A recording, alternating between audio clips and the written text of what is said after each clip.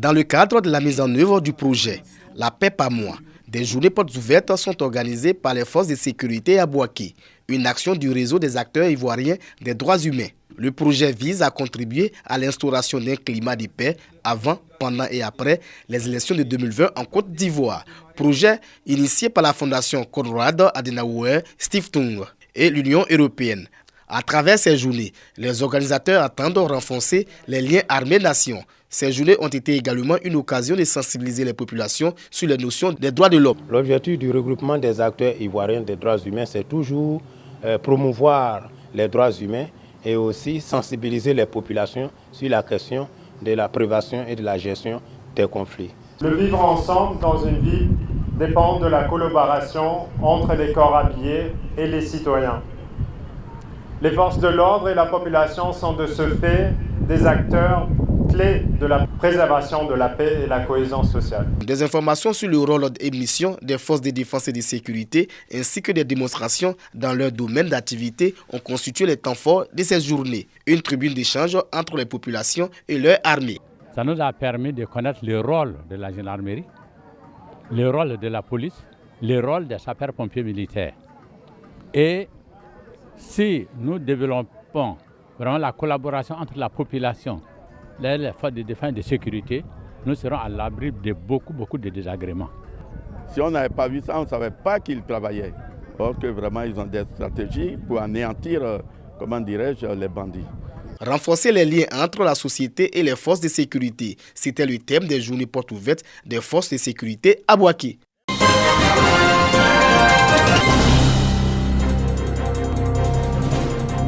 La Côte d'Ivoire, pays agricole avec une production annuelle de bananes plantains comprise entre 16 000 et 20 000 tonnes, dont environ 40% de pertes, faute de conservation ou de transformation. En font les frais à chaque période d'abondance, commerçants et producteurs de bananes plantains. Quand j'envoie la banane, il y a beaucoup qui me gâtent. Je m'avais versé au moins 3 broulettes comme ça, 2 broulettes comme ça. Nous avons produit en 2000 plus de 50 000 tonnes de produits vivriers. Et pour la banane plantain, tout était pourri. Fini ces déperditions. Cette unité va transformer une tonne de banane plantain trop mûre en semoule au couscous et produire plus de 2 tonnes d'attiéké par heure. Soulagement des bénéficiaires, les 4000 membres de la société coopérative Les Moissonneurs de Toumoudi. Cette unité est bienvenue pour nous aider, mais c'est encore petit pour la production que nous faisons. Actuellement, nous avons mis en place 100 hectares de manioc et 200 hectares de bananes plantains.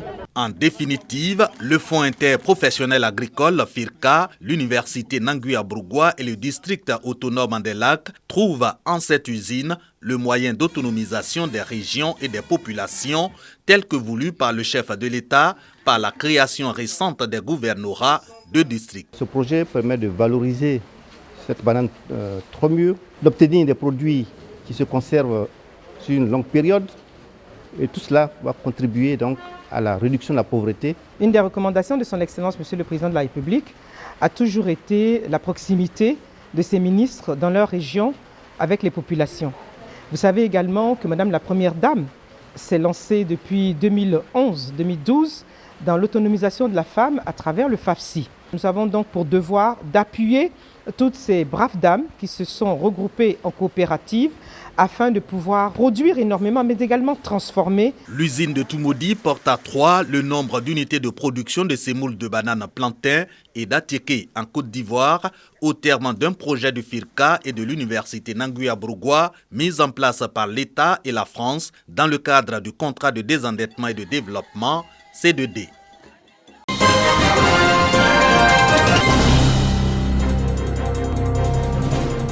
Il y a quelques années que le marché du village de Daïri dans la commune de Lakota est détruit par un vent violent, laissant ainsi les commerçants dans le désarroi. Aujourd'hui, c'est un nouveau départ pour ces commerçants.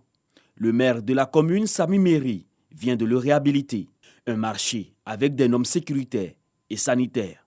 Construit sur une superficie de 6000 m², ce marché abrite un vaste préau de plus de 65 places et des magasins. Selon le premier magistrat de cette commune, cet espace permettra à d'autres femmes de pouvoir exercer des activités génératrices de revenus. Le développement que nous faisons, on le fait par amour. On le fait parce que nous nous aimons.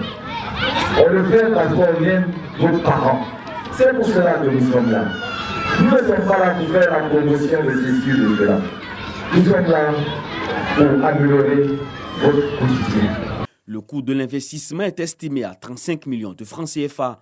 Occasion pour le président de la mutuelle du village de Daïri de soumettre des doléances, entre autres la construction d'un foyer des jeunes, la réfection et l'ouverture des voies d'accès au village.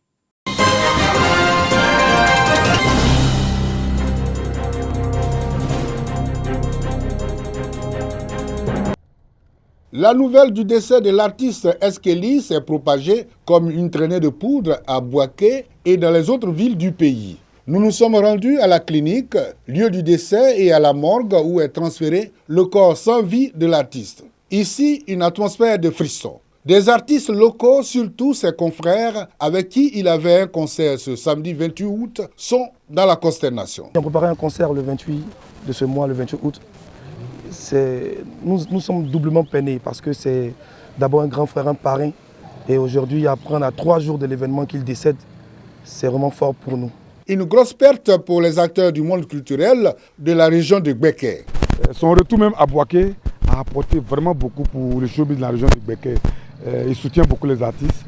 Il a accompagné tout ce qui est vraiment événement à Bouaké. C'était vraiment un conseil pour nous.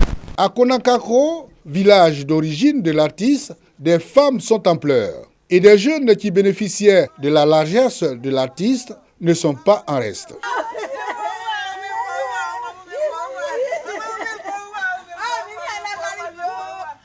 Il aidait tous ceux qui étaient dans le besoin. J'ai un petit mal. Je vais vers Eskeli. Je n'ai rien, je vais vers Eskeli. Eskeli te donne pour soigner ton mal. Sans poser de questions. Parfait Tareg dit Eskeli souffrait d'un mal de poitrine accompagné de toux depuis dimanche 22 août 2021, selon son infirmier traitant. À un moment donné, je me suis rendu compte qu'il y avait au moins une toux qui persistait.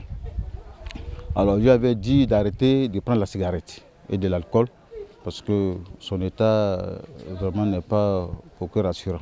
Je suis reparti encore sur lui à la maison et j'ai vu qu'il était un peu soufflé. Voilà, c'est ça, bon, il a demandé qu'on le fasse partir à la clinique. Eskeli s'est éteint à l'âge de 42 ans. Il avait plusieurs chansons. Les plus célèbres sont Konami, Ma copine Ekpata et Mohamed Ali.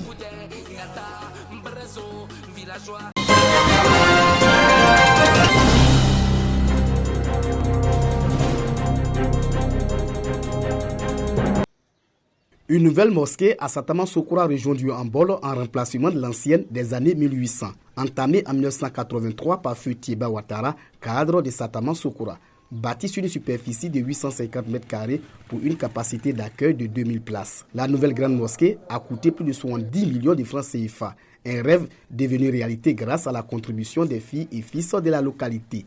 Nous nous sommes engagés pour construire la mosquée sans moyens, mais c'est grâce aux donateurs de part et d'autre, de toute la Côte d'Ivoire, de tout le monde entier, en un an seulement, nous avons pu ouvrir cette mosquée. Le conseiller spécial auprès du président de la République, Ali Koulibaly, patron de la cérémonie, a procédé à l'inauguration de l'édifice religieux. Il avait à ses côtés les autorités locales et d'autres personnalités venues des différentes régions du pays.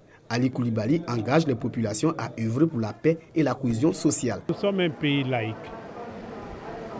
Nous sommes une république, mais la république a vocation à faire en sorte que toutes les religions, quelles qu'elles soient, puissent s'exprimer. Tant que ces religions-là travaillent pour la paix, pour la cohésion sociale.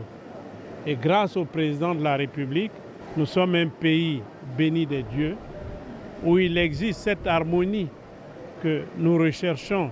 À cette cérémonie, Bafé Rimori Fofana, nouvel imam de la mosquée, a été intronisé et présenté à l'assistance. Le guide religieux a bénéficié des bénédictions et conseils des autorités religieuses. L'imam a pour mission également de s'entourer de personnes pour que la mosquée ne soit pas muette, qu'elle soit un lieu de diffusion du savoir, de la connaissance, de la morale et aussi un lieu de dialogue interreligieux. Des personnalités et fils de la localité ont reçu des présents pour leur apport à la construction de la mosquée. Des prières ont été dites également pour le président de la République Alassane Ouattara et pour Feu Tiba Ouattara, initiateur du projet.